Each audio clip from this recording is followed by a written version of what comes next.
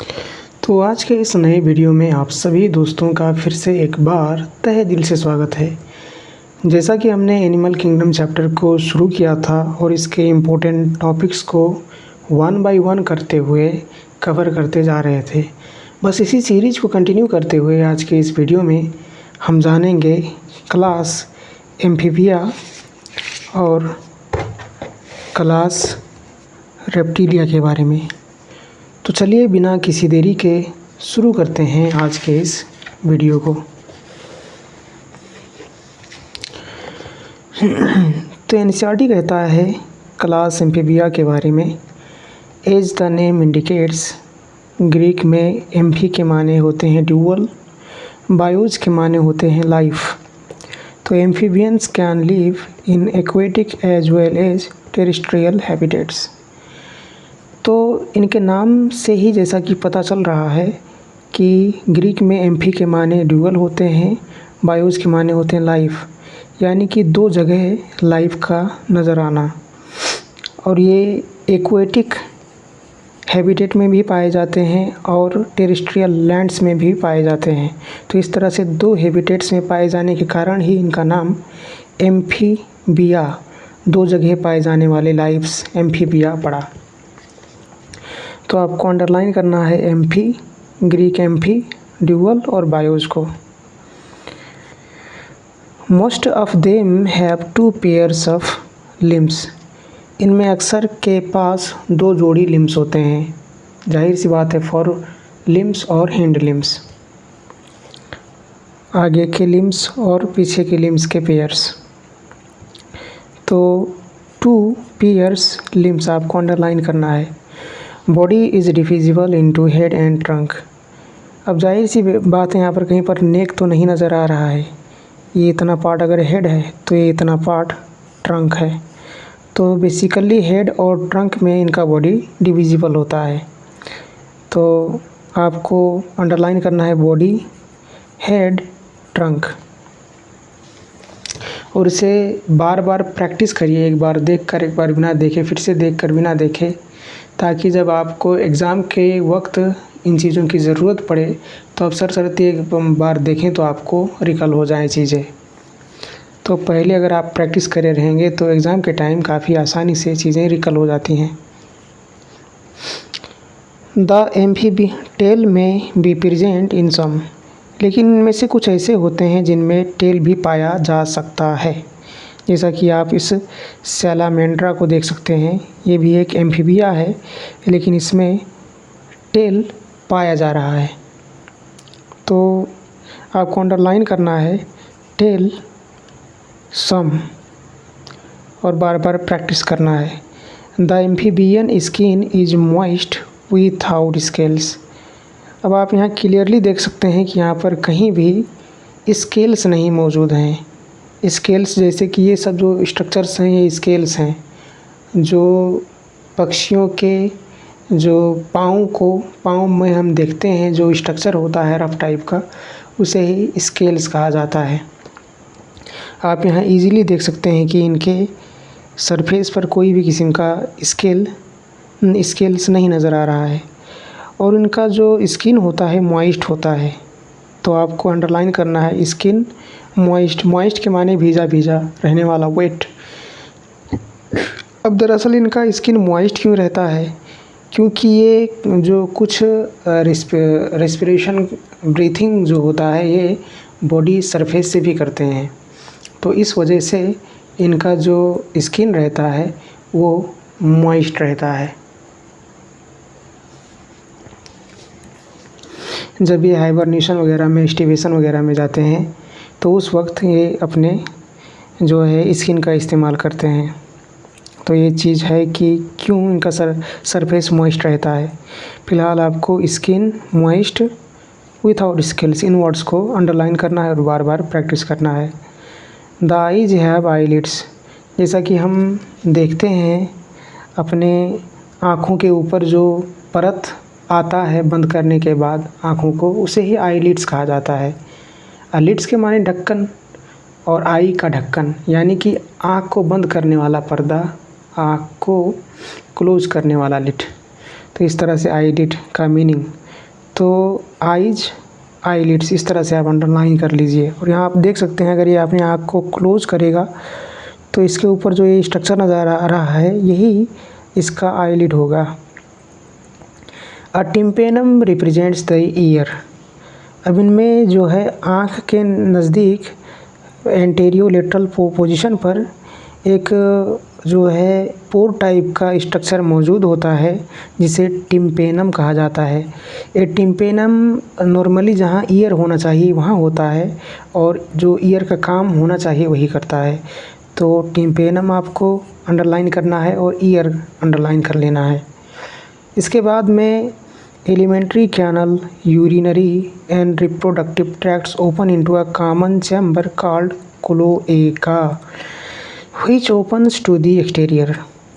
तो चाहे alimentary canal हो यानी कि जो डाइजेस्टिव कैनल होता है जिससे डाइजेस्टेड फूड्स पास करते हैं, फेसेस पास करता है, या फिर यूरिनरी डक्ट जिससे यूरिन पास करता है, या फिर रिप्रोडक्टिव ट्रैक्ट जिससे स्पर्म्स वगैरह पास करते हैं।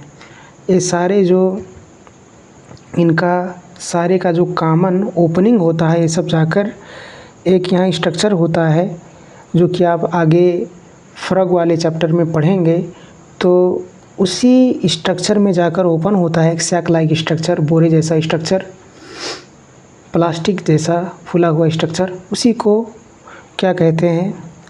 और उसी के बाद बाहर की तरफ ओपन होता है जिस ओपनिंग को ही क्लोएका कहा जाता है। तो इनमें एनस नहीं होता है, इनमें क्लोएका होता है। उसी सैक लाइक स्ट्रक्चर को क्लोएका कहते हैं जो कि बाहर की तरफ ओपन होता है। तो आपको अंडरलाइन करना है alimentary canal, urinary, reproductive tracts, common chamber. यहाँ आप वर्ड देख सकते हैं कॉमन चैम्बर, चैम्बर की माने एक कैविटी, तो कॉमन चैम्बर क्लोएका, इतना आप अंडरलाइन कर लीजिए। Respiration is by gills, lungs and through skin. जैसा कि हमने कहा था कि स्किन क्यों मॉइस्ट होता है, अगर स्किन रफ हो जाए तो जाहिर सी बात है वो ब्रीथिंग में मदद नहीं कर पाएगा, पोर ही नहीं रह जाएगा।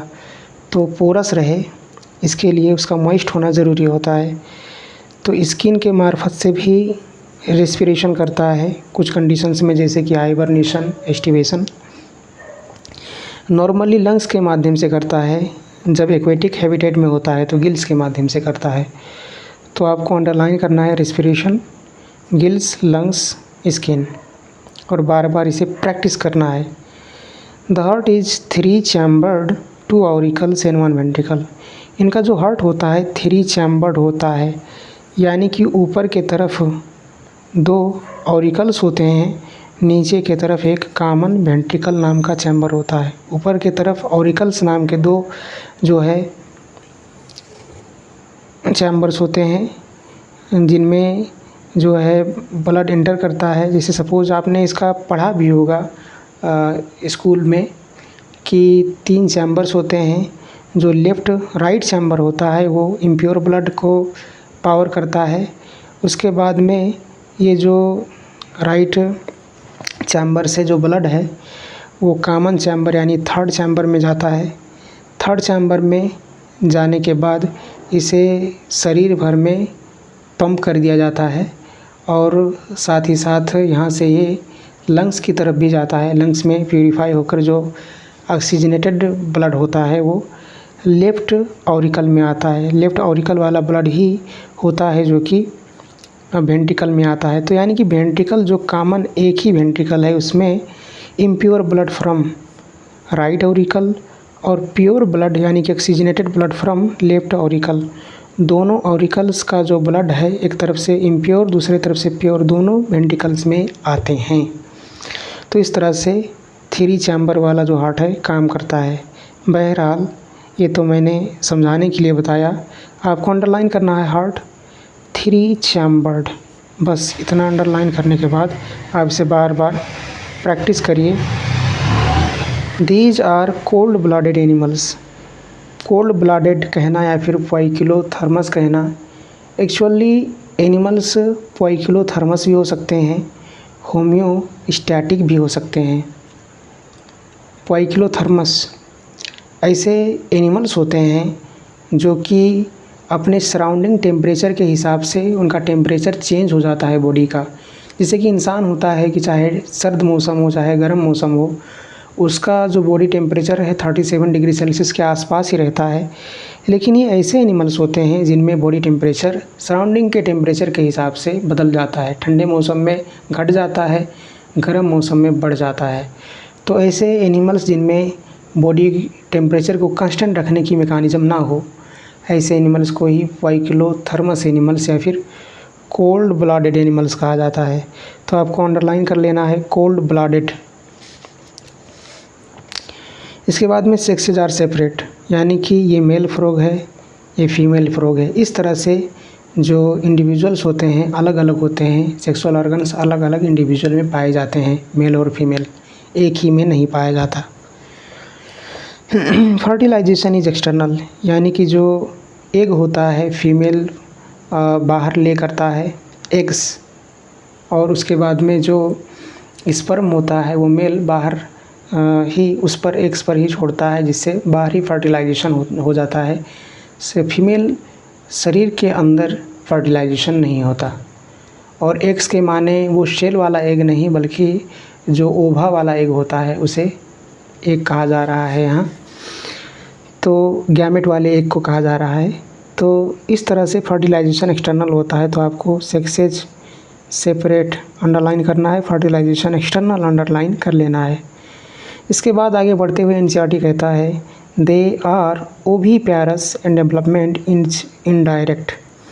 तो ओविपैरस के माने ये अंडे देते हैं, यानी कि जो स्पर्म और ओवा के फ्यूज़न से जो जाइगोट बना वो एग्स में कन्वर्ट हो जाता है। उस एग्स से बाद में जो होता है इनका यंग वंस निकलता है। जिस तरह से मैमल्स में डायरेक्टली यंग वंस निकलते हैं, उस तरह से ओविपैरस कंडीशन इनमें नहीं पाया जाता। डेवलपमेंट इज़ इनडायरेक्ट, जैसा कि अभी तक के वीडियोज़ में हम जानते आए हैं कि अगर डेवलपमेंटल स्टेज प्रोसेस के दौरान अगर कोई भी लार्वल स्टेजेस नहीं नज़र आता, यानी कि कोई भी फ़र्क किस्म का फॉर्म, एडल्ट से फ़र्क किस्म का दिखने वाला फॉर्म लाइफ साइकिल के दौरान यंग से एडल्ट के दरमियान नहीं नज़र आता, तो ऐसे डेवलपमेंट को डायरेक्ट डेवलपमेंट कहा जाता है।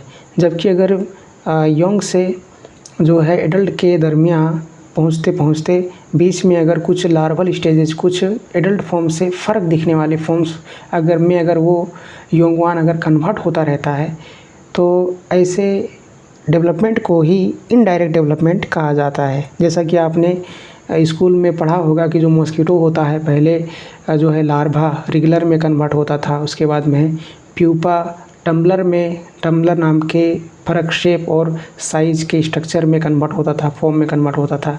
तो इस तरह से करते करते वो एडल्ट मॉस्किटो बनता था, इमैगो जिसे कहते हैं। बस इसी तरह अगर डेवलपमेंट प्रोसेस के दौरान बीच में अगर कुछ लार्वल स्टेजेस मौजूद हैं, फ़र्क फॉर्म्स मौजूद हैं, तो उसे ही इनडायरेक्ट डेवलपमेंट कहा जाएगा। तो आपको अंडरलाइन करना है ओविपैरस डेवलपमेंट इनडायरेक्ट। अब चलिए कुछ एग्जांपल्स दिया है। ब्यूफो टोड को ही ब्यूफो कहते हैं, ये है इसका साइंटिफिक नेम, ये है common name toad.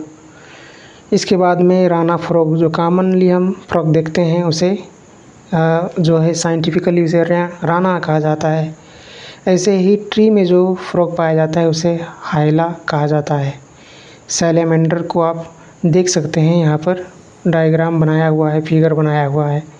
इस्थियोफिस limbless amphibia, इसके लिम्स ही नहीं होते हैं, लिम्बलेस होता है, यानी कि पाँव हाथ गोड़ ही नहीं होते। ये देखने में कुछ रेप्टाइल्स की तरह नज़र आता है। तो अगर आपको देखना है ये कैसे नज़र आते हैं तो आप गूगल पर जाकर देख सकते हैं, वरना जो ज़रूरी एनिमल्स हैं उनका फिगर दिया हुआ है। इतना आपके लिए देखना आपके कंसेप्ट्स के लिए क्लियर करने के लिए काफ़ी है। और जो है आपको इसे करना सिर्फ इतना है कि आप इसे बार बार देखकर एक बार बिना देखे कुछ इस तरह से प्रैक्टिस करिए, बार बार प्रैक्टिस करिए, ताकि आपको ये चीज़ें याद हो जाएं। जब आप एग्ज़ाम के दौरान फास्ट रिवाइज़ करें तो उस वक्त आपको चीज़ें रिकल हो जाएं जल्दी से।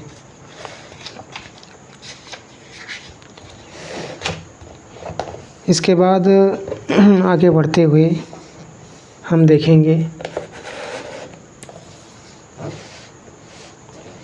रेप्टिलिया के बारे में। तो रेप्टिलिया के ताल्लुक से एनसीईआरटी कहता है the class name refers to their creeping और क्रॉलिंग मोड ऑफ लोकोमोशन। यानी कि इनका नाम रेप्टिलिया क्यों पड़ा, जैसे कि यहाँ लैटिन में रिपियर का या फिर रेप्टम का माने होता है क्रॉल करना या फिर क्रीप करना, घसीटते घसीटते चलना। तो घसीटते घसीटते चलने वाले हैबिट के कारण ही इन एनिमल्स को जो है रेप्टिलिया कहा जाता है। लैटिन में क्रॉलिंग या फिर क्रीपिंग को रेप्टम या फिर रिपियर कहा जाता है, और जो कि ये क्रॉल और क्रीप कर कर चलते हैं, इसीलिए इन्हें रेपियर और रेप्टिल से बना हुआ वर्ड रेप्टिलिया कहा जाता है। इसके बाद में they are mostly terrestrial animals. ये प्राय टेरेस्ट्रियल होते हैं, यानी कि ये लैंड पर पाए जाते हैं। अभी तक आपने जितना भी सुना पीछे, चाहे वो पीसेज था, वो तो फुल्ली एक्वेटिक था। एम्फीबिया आपने एम्फीबायोज आपने पढ़ा कि वो एक्वेटिक हैबिटेट में भी पाए जाते थे, लैंड में भी पाए जाते थे।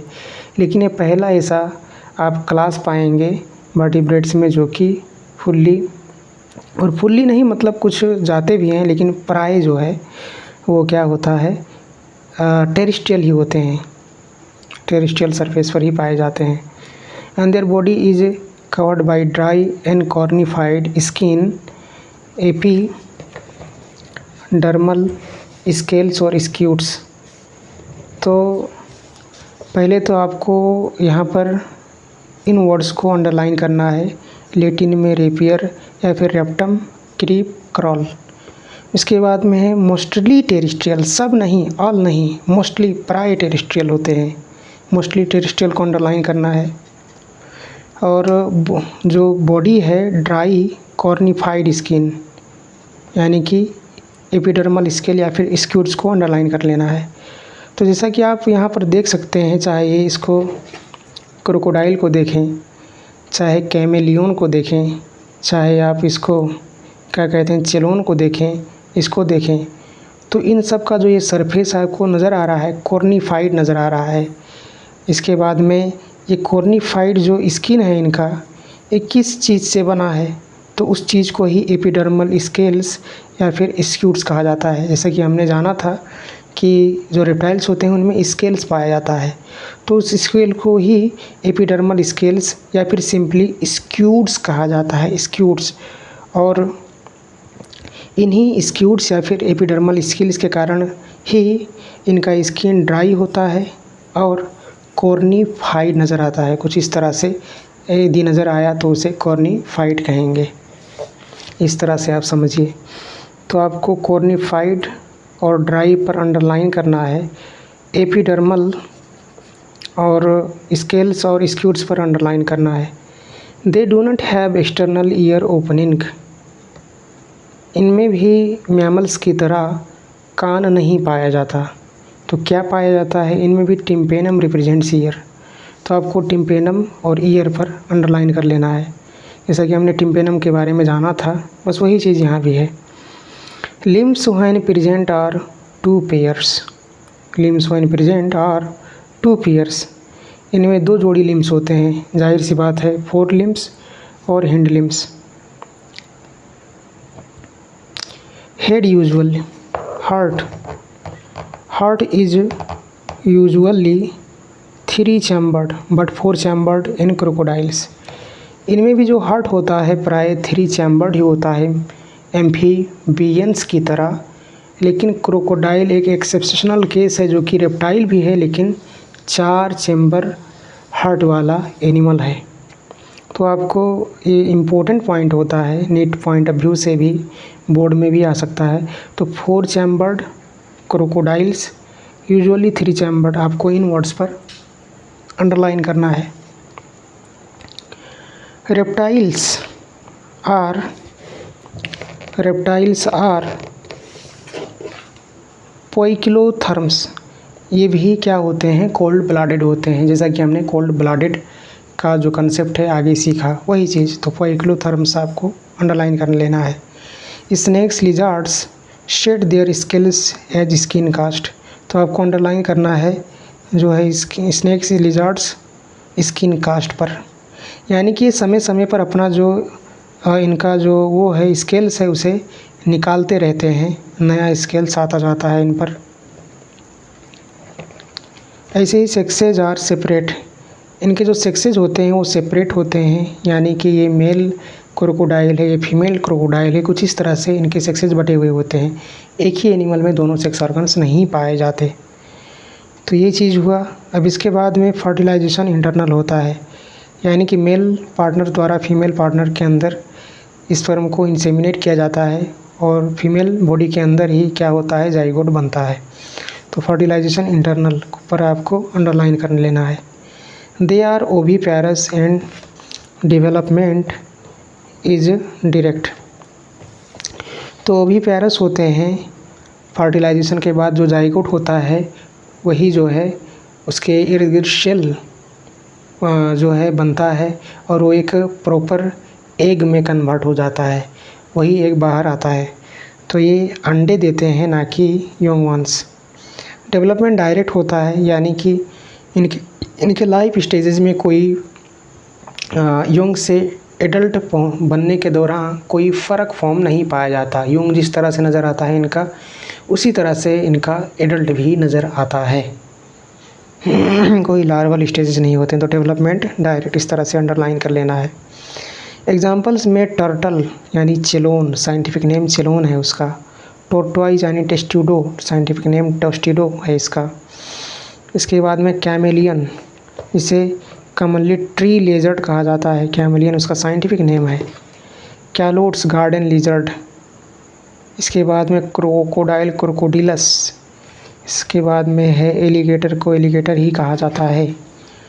वॉल लिजर्ड को हीमीडेक्टाइलस कहा जाता है। इसके अलावा पॉइजनस स्नेक्स अंतर्गत कोबरा है, बेनगरस यानी कि क्रेट है, वाइपर है, वाइपरा। तो इस तरह से अगर आपको देखना है इनमें से जो अहम एनिमल्स हैं उनका फिगर दिया हुआ है। अगर आपको इसके अलावा भी इनको देखने का शौक़ है तो आप जो है गूगल पर जाकर इसे देख सकते हैं। और अगर आप एग्ज़ाम पॉइंट ऑफ व्यू से पढ़ रहे हैं तो आपके लिए इतना देखना काफ़ी है। आप सिर्फ इतना करिए कि इन्हें अंडरलाइन कर लीजिए और बार बार इन्हें एक बार देखकर एक बार बिना देखे इन्हें प्रैक्टिस करिए, ताकि एग्ज़ाम टाइम पर आपको कम समय में ये चीज़ें रिकल कर पाएँ और इसका फ़ायदा उठा पाएँ। तो आज के इस वीडियो में इतना ही। अगर आपको कोई सजेशन देना है तो प्लीज़ आप कमेंट करिए, और कोई डाउट पूछना है तो ज़रूर कमेंट करिए। आज के लिए इतना ही। Thank you.